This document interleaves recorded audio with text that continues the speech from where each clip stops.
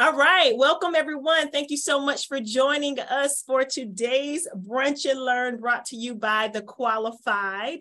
My name is Japera Denson, and I will be serving as your moderator for today. And we are so excited that you all are with us. We are super excited for our speaker for today. So as you can see on the screen, we have joining us today, Miss Ruby Simmons. She's going to talk to us about revenue cycle management, give us some tips. She's going to give us some career advice. And this time is going to take us all the way up to the top of the hour. We want to encourage those of you who are attending today, if you have any questions or if you have any comments, or if you want to connect with your peers who are attending this event as well today, please utilize the chat box function. We are going to be monitoring the chat box frequently for your questions throughout the event, and we will have some time after the presentation to engage with our speaker and utilize the chat to ask her questions about the topics that she's presenting on today. So a little bit of information for you about The Qualified. As you know, we host these Brunch and Learn events every single month, and The Qualified is committed. We are dedicated to providing you with excellent continuing education units. The Qualified is an educational and employer support service that's helping you in many ways to not just keep your certifications going, but we also want to help you become certified. If there are new certifications that you're seeking, or if you're a recent graduate of something of that nature, then we want to help you get certified. We want to help you stay qualified. And if you are an employer, we want to help you hire qualified persons, qualified professionals. So there is a lot of information that is available about The Qualified on our website, the-qualified.com. Please be sure to check us out and follow us on social media as well. So without any further ado, everyone, we are going to get right into our presentation for today, Revenue Cycle Management Career Advice for Healthcare Professionals, brought to you again by Miss Ruby Simmons of Blossom Revenue Cycle Solutions. Ruby, I am turning it over to you. Hello, everybody. My name is Ruby Simmons, and I am your medical billing mentor and owner of Blossom Revenue Cycle Solutions, where we believe a provider should never have to struggle between patient care and their revenue. Thank you so much, Jaspira, for inviting me today. I'm very excited to be here. And I just wanted to share a little bit of my expertise with everyone. And I really appreciate all of you showing up to hear me speak today. So today I wanted to talk about revenue cycle management and give a little career advice as well. As many of you know, revenue cycle management encompasses the entire cycle of revenue cycle management within a healthcare facility. Revenue cycle management, I'm specifically talking about healthcare revenue cycle management. Let me clear that up, because there is revenue cycle management for other businesses as well, but I'm specifically talking about in the healthcare realm. So as you know, in revenue cycle management, it encompasses all revenue cycle from the beginning to the end of the cycle. In revenue cycle management, it's not just medical billing. We start revenue cycle management starts really at like the beginning of the inception of the business. And it is inclusive of registering and credentialing and contracting your doctors, all the way to paying your departments, paying any equipment that's been ordered, and just overall like paying your rent and paying everything out. And that's what revenue cycle encompasses. And revenue cycle is such a expansive thing, because there's so many different people and so many different moving targets. There are so many different ways that you can move within revenue cycle in your career that it's a place that you can be in for years. You could be in the hospital for years as an employee, just jumping from different positions from here to there.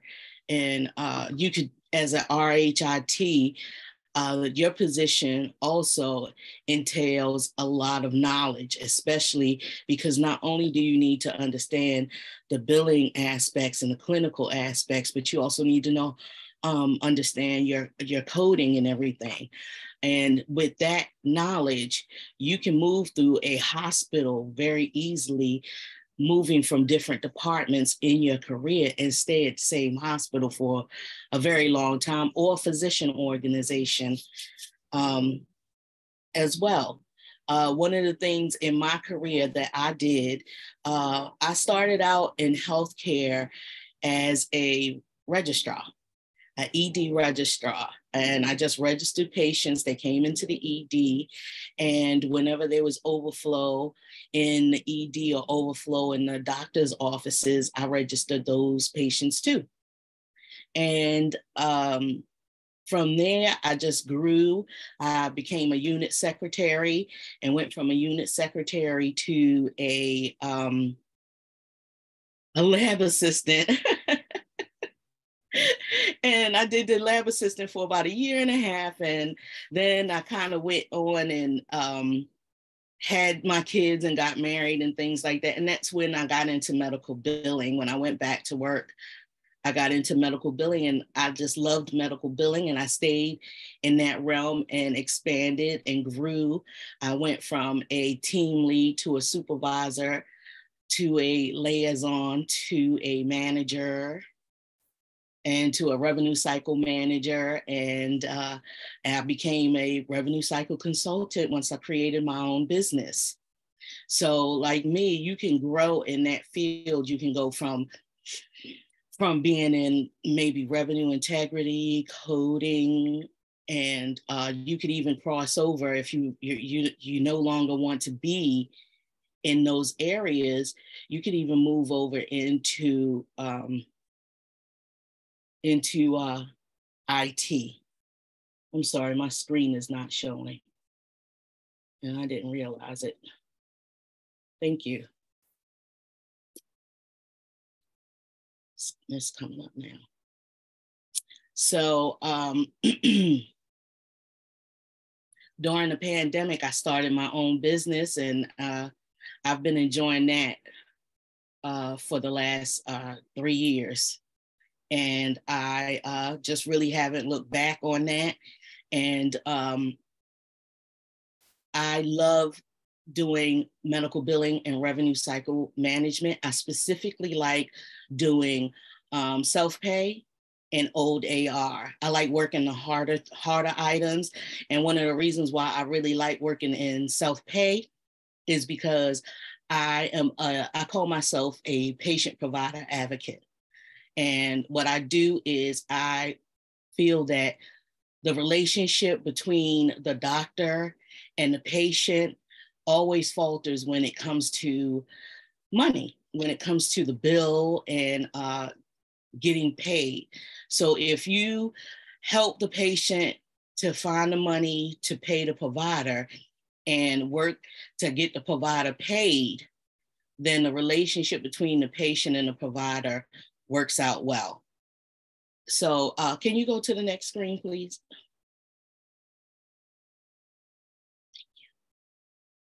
So some of my career advice, I've learned one thing when it comes to starting in a new job, or if you're currently a new job, is learning the culture of the organization is really important.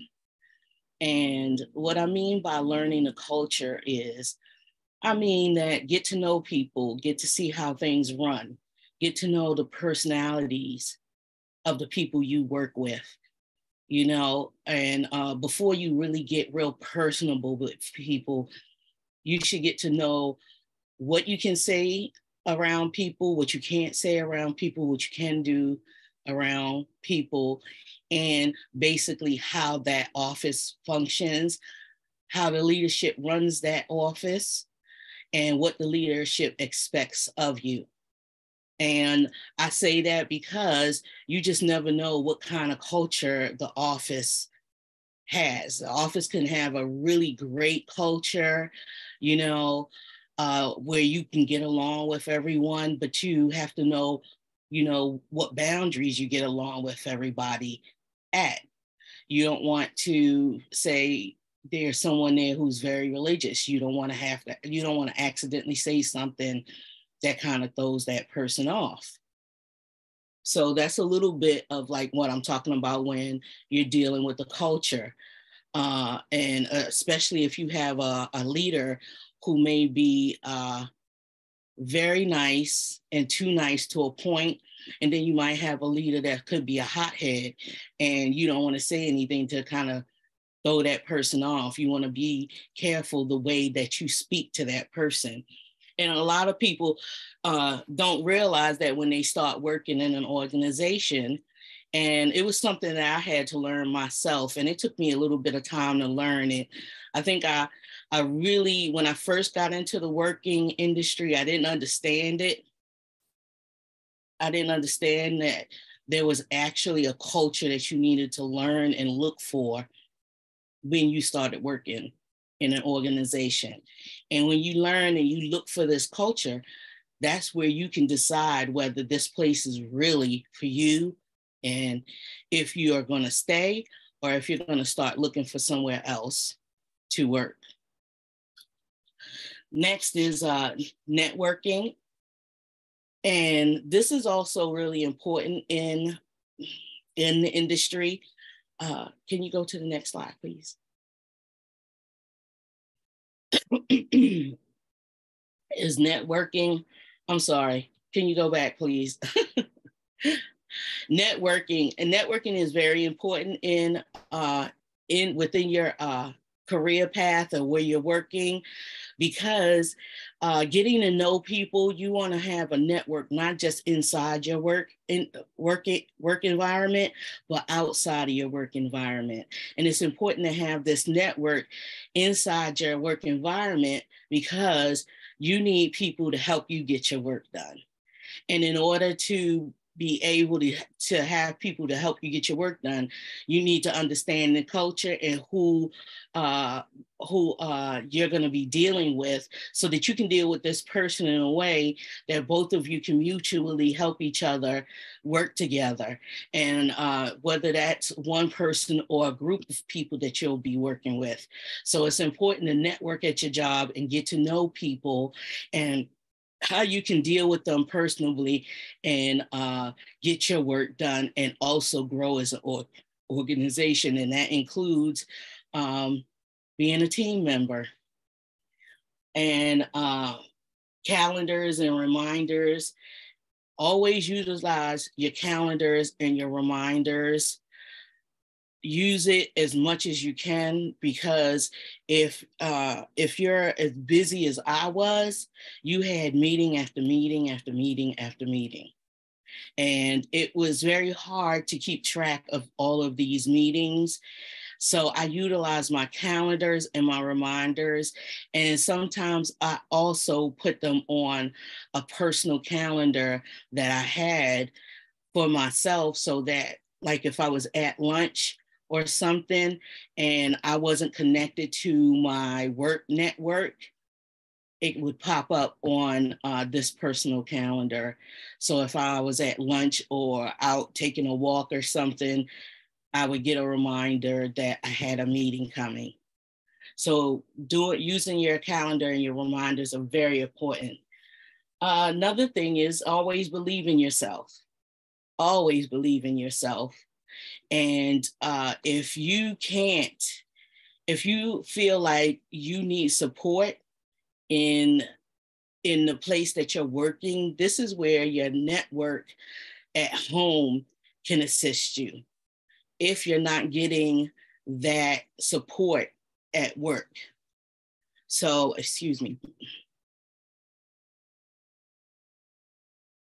So if you find that you're at work and you're not getting the support that you need, either your leadership is not training you properly, or the people around you just really aren't team members and assisting you either in training or getting the work done. You know, they're just putting all the work on you because everybody else really just doesn't want to do the work, or it's a whole bunch of drama.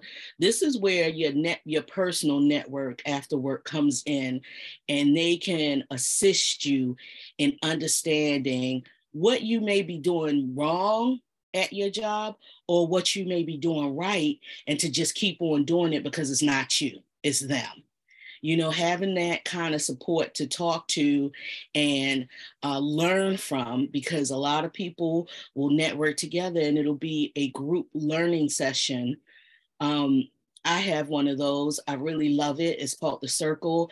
And I think it's important for all people to have this kind of network in their career, where when they don't have that support at work, they can get it after work, so that you don't lose your confidence in yourself when you're at work, because stress at work, it can really work on your confidence and it can cause you health issues down the line.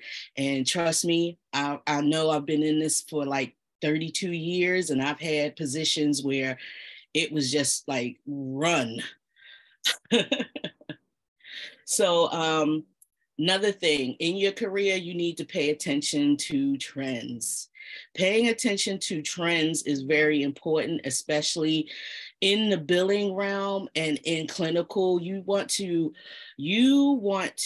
see all of the new things coming up in the future, or things that are changing, going to be changing in the future in your career. And the importance of this is to keep you up to date so that when change happens, you're not taken aback. And especially in the healthcare realm, change happens like that. It just keeps coming and coming and coming and coming. You just never know. And, you know, keep track of the dates that insurances change their policies and things like that.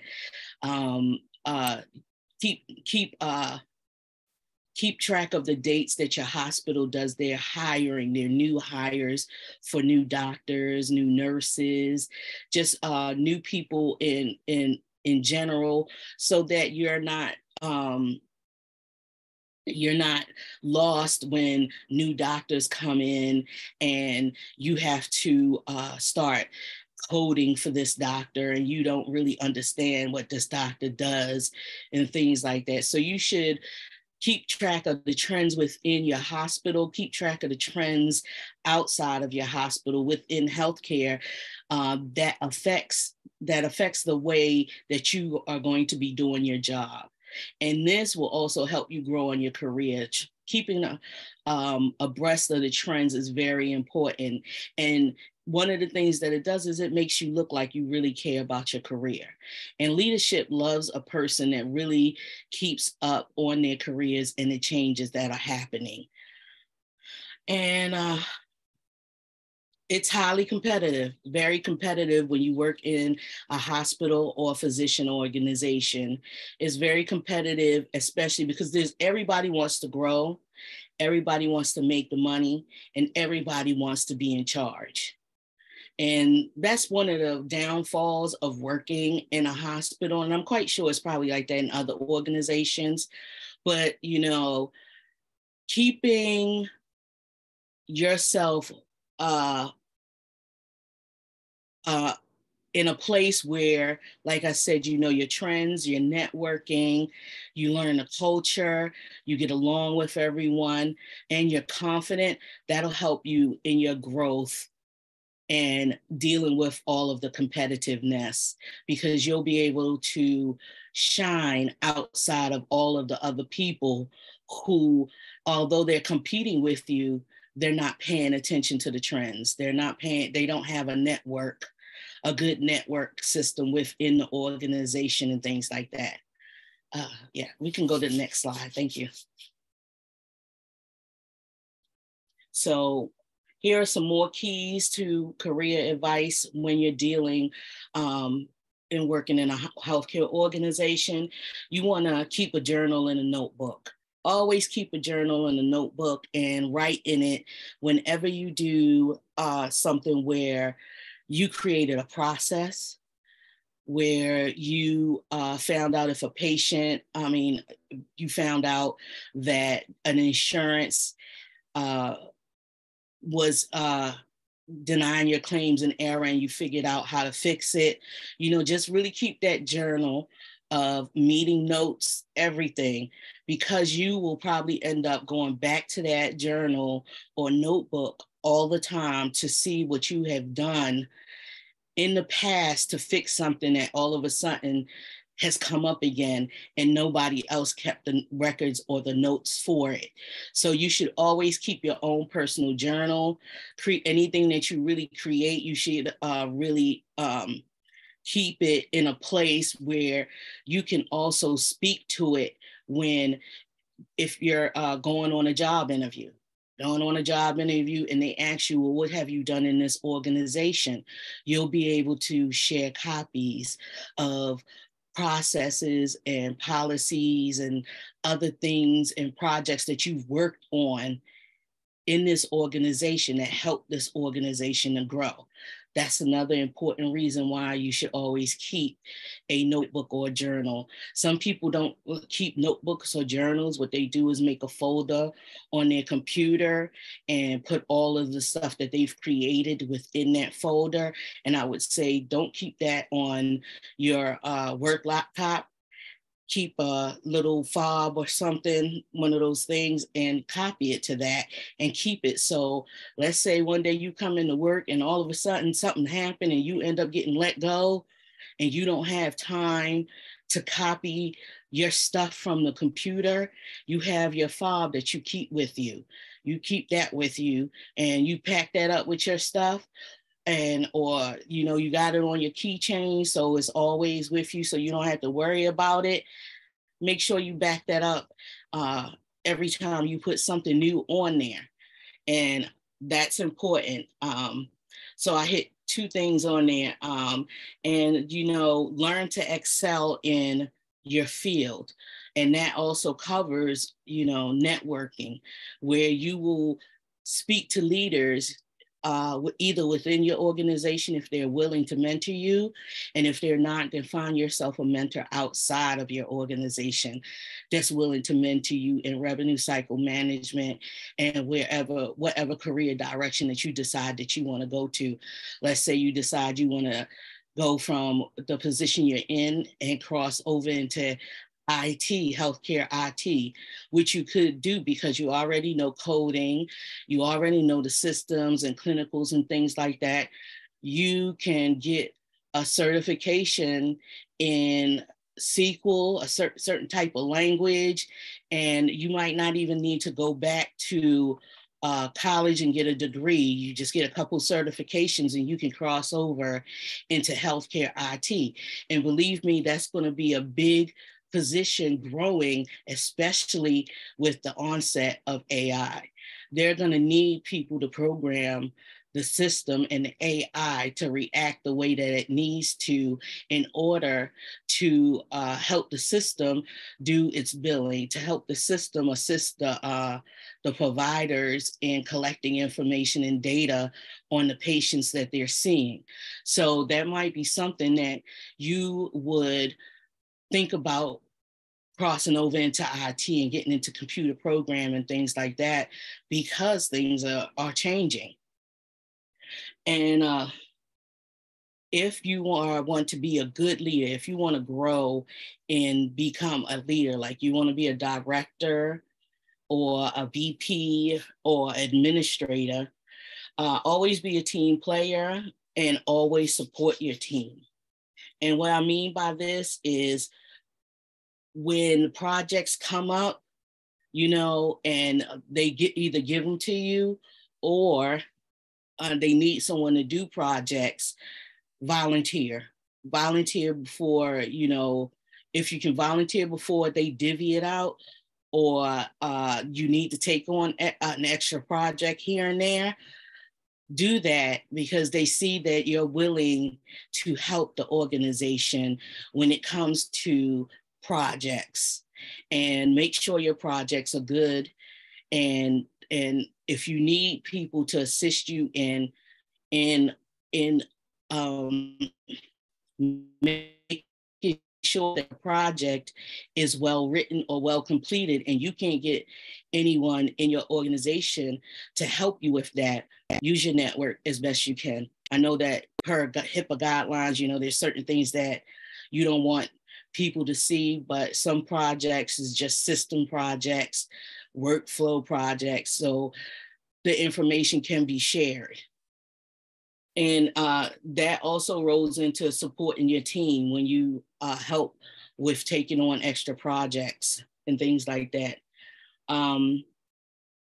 Don't sacrifice your morals, though, even if you want to be a leader.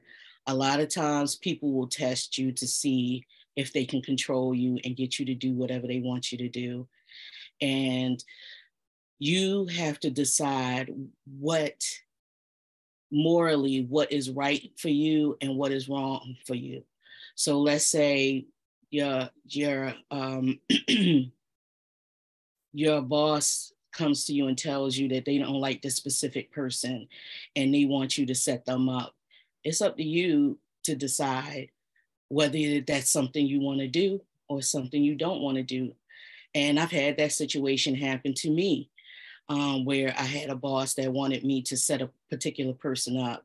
And I was able to talk my way out of it, because a lot of times when someone is not doing their work and not really well liked in an organization, a lot of times they'll either leave or they'll set themselves up because they're not doing a good job. So after a while of being written up so many times, they're not going to stay. And after a certain amount of write-ups, policy says that you have to fire them anyway. So, like I said, pick and choose what you will morally do at a job if situations come to you and your leadership is asking you to do something that you don't want to do. You don't have to sacrifice your morals for anybody. They can find somebody else to do that for them, kind of thing. Can you go to the next slide, please? Thank you. Continuing education. Keep learning, no matter what. Keep learning. That will keep you abreast of everything that can help you grow in that field. Keep learning.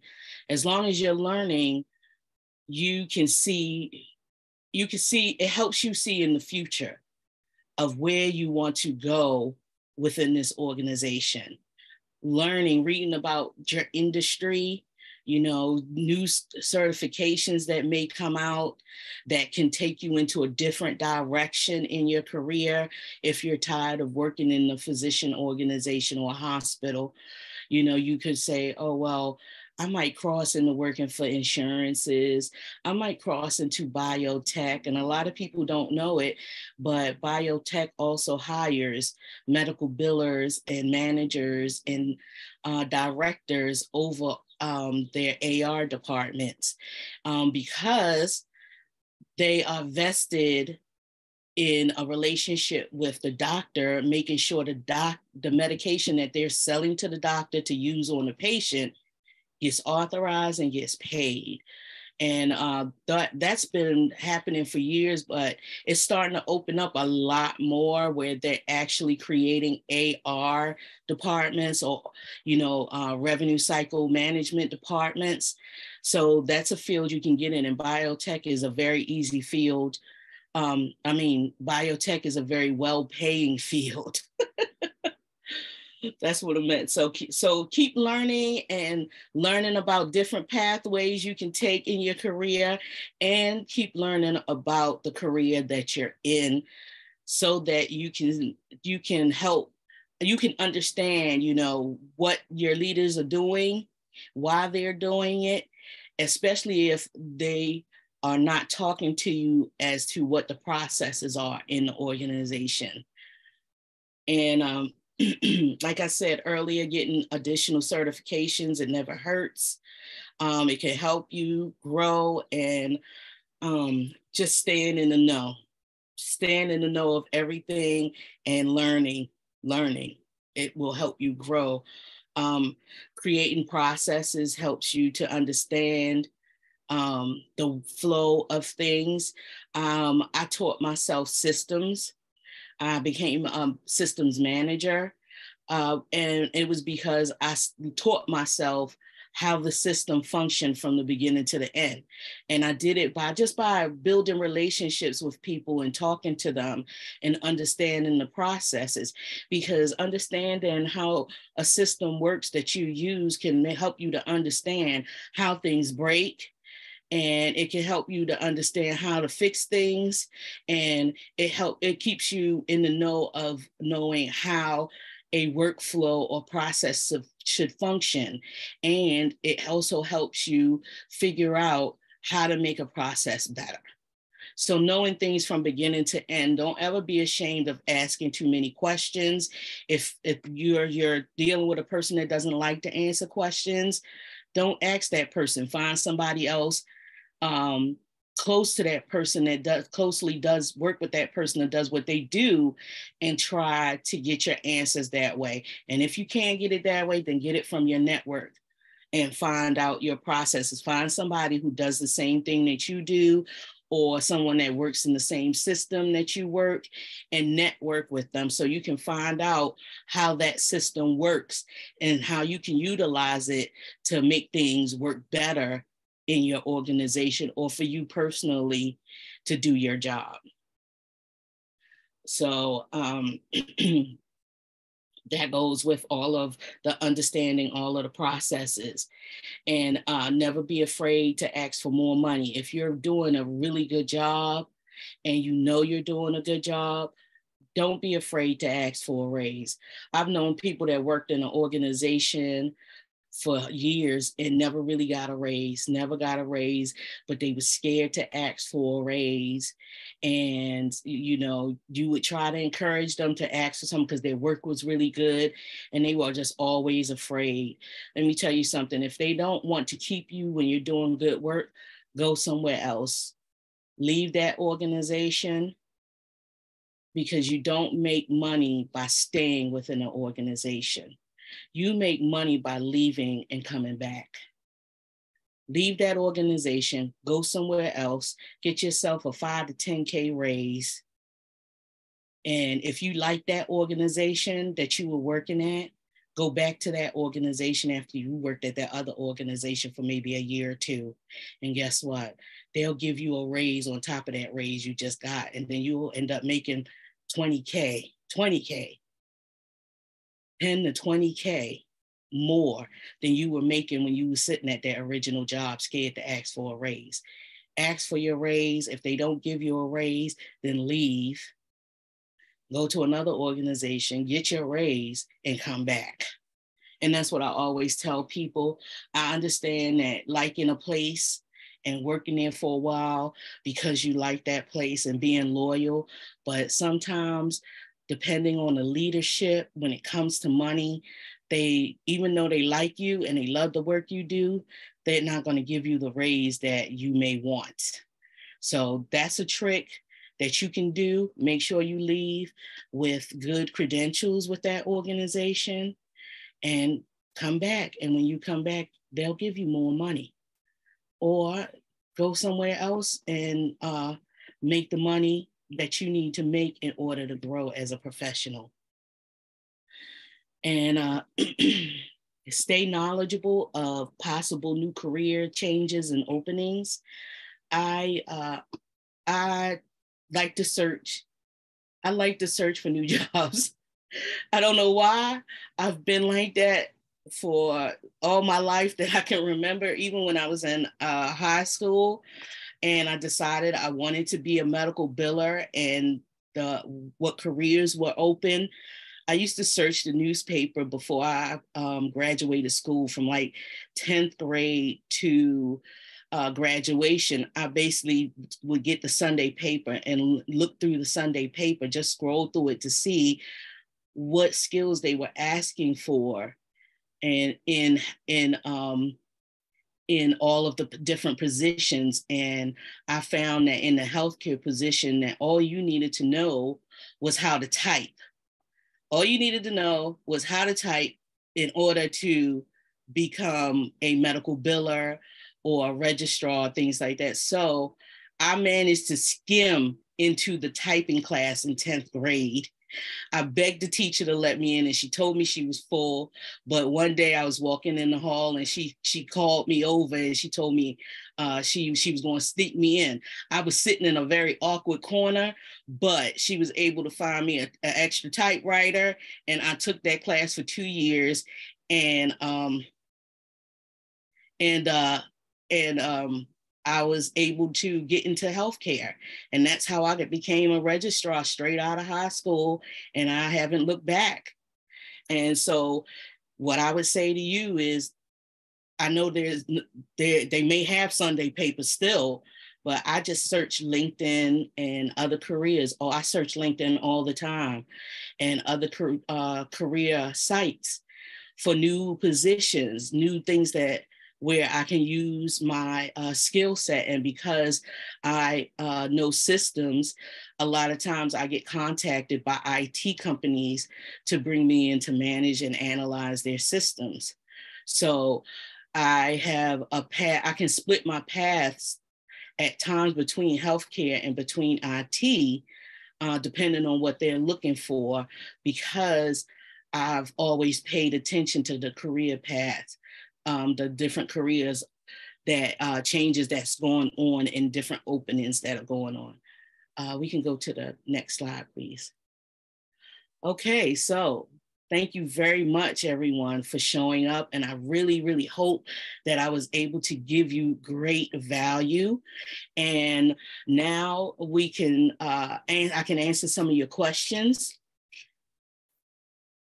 I can answer some of your questions that we have.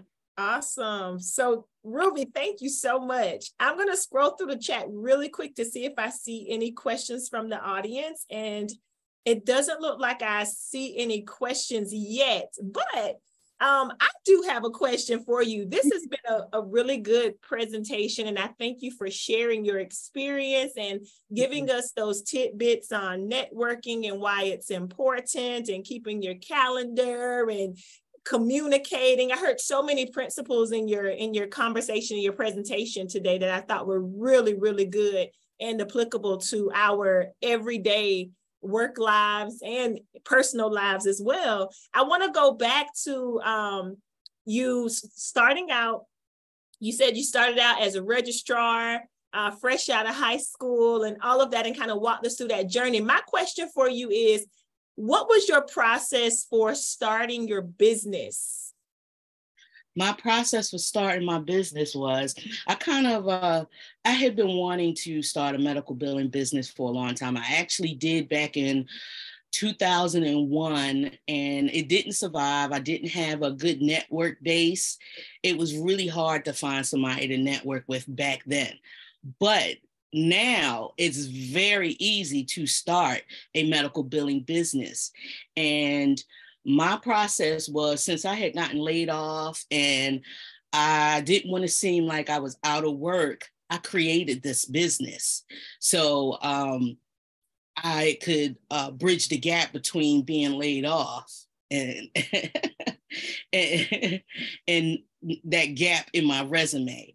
And I started it as that. That's why I started it. But I grew it. Let me backpedal because it's not coming out right. I started the business, one, to help me with that gap in my resume, but it was also because I wanted to. I had really gotten kind of burnt out, and I said, this is my time. I'm tired. This is my time. And COVID hit, which left me home even longer. And I just worked that business. When you start a medical billing business, you have to register yourself. You have to get an NPI number. You have to get a business NPI number. you have to get your EIN, you have to register with your state as a business, and you have to get insurance. Once you get clients, get insurance. Don't get insurance before you get a client, because you'll be paying for insurance and you're not working with a client. So, but you have to get insurance. And if there's anyone who's interested in starting a medical billing business, I do have a checklist that I utilized, and I can send that if you request it. You can email me at Ruby. Oh, I got it up here. I didn't put my email address. You can email me at ruby@blossomrcs.com. Ruby@blossomrcs, or you could DM me it on my LinkedIn, on my IG, and you can also send me a message through my website. But my email address is ruby@blossomrcs.com. And that's pretty much what I went through. Starting the business is very easy. Starting a medical billing business is easy. It's getting the clients that's really hard. So that leads me to my next question. How did you secure your clients? Maybe, you could just walk us through just kind of the first few clients that you secured. How was that process for you? So for me, I chose to do a different process. A lot of people do cold calling. A lot of people go from door to door, emails, things like that. I did social media. And if you follow me, you'll see that I do a lot of videos helping people learn medical billing and revenue cycle management. And one of the things that I do is I create courses for healthcare professionals to learn medical billing and revenue cycle management, how to clean up their AR and things like that. And I did that because I had gotten sick during the time that I was creating the business, and my immune system was shot. They told me I couldn't leave out the house because if I caught COVID, I wasn't going to survive. And I said, okay, I won't leave. I will not leave out the house. And I started doing videos. And that's how I sold. So I have, most of my clients have come from either networking with other people, or they saw me do a video they searched up medical billing on IG and saw me do a video and they liked what I had to say, or they saw me doing a audio on LinkedIn, or they heard me speak in Clubhouse. So I do a lot of, like I said, networking with people and speaking. So I do Clubhouse. I have a show on Clubhouse called Let's Talk Medical Billing. And I do collaborations with different people. I have a podcast that's getting ready to come out. I think it's next month with GYSB. That's Get Your Sexy Back. Her name is Carla Palmer, and she's a fitness guru. And me and her talked about just being older and dealing with autoimmune disorders and getting your bills paid and things like that. All of that kind of rolls up into stuff. I also have something where I spoke to a young lady who helps people get scholarships and grants. And I did a video with her, and the replay is on LinkedIn, and it helped people to understand the different grants and scholarships out there and how to get them to pay for their college, and if they want to grow in their career, even if they just want to get a certificate, but they don't have the $3,000 for the certification. Wow. So Ruby, that's awesome. I do a lot of different things. I do auditing of charts as well. So my career has grown based off of me sharing my knowledge and people understanding that I have knowledge in different areas and they can utilize me in different ways. I love that. So you are serving, you are sharing your gift, and you're serving the world, and that's awesome. It's benefiting you. It's benefiting those who you serve. So thank you so much for sharing that background with us. We have a quick question coming from the from the audience here. It looks like Adrienne, and please forgive me, Adrienne, if I'm mispronouncing your name.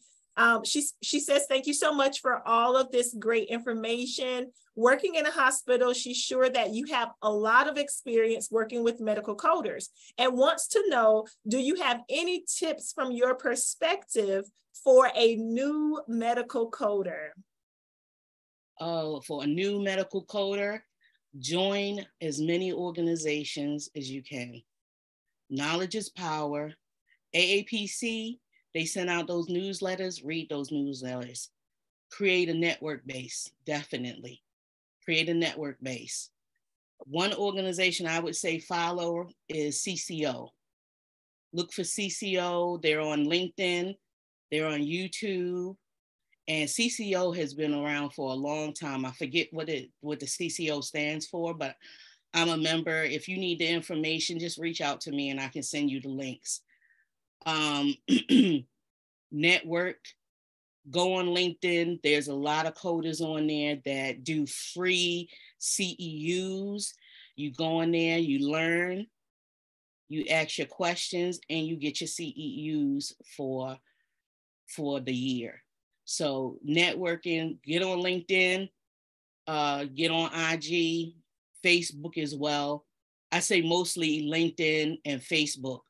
Join all those organizations. You don't have to only listen to your local chapter. You can join other chapters when they have things, when they're doing teachings, and you can get CEUs that way. You're not limited to only your local organization. And that's the advice I would give you. Perfect. That sounds good to me. Yes, Adrienne says, thank you so much. So Ruby, we have your contact information here. Everyone, please go in and follow Ruby. It sounds like she is constantly providing content and information, circling around revenue cycle management, billing, auditing, all of that. And I love how you are spreading yourself out so that in a good way, spreading yourself out, connecting with other people, using a multitude of platforms in order to get the word out about what you're doing and what you have to offer. Yeah, you said you had a show on Clubhouse. You're about to come out with a podcast. You're constantly working your social media like IG and LinkedIn. So it's working for you. What you're doing is working for you. And we appreciate you so much for sharing, Ruby. So again, her contact information is on the screen. Please feel free to connect with Ruby on all platforms.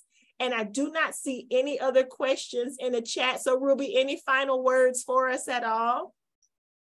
Yes.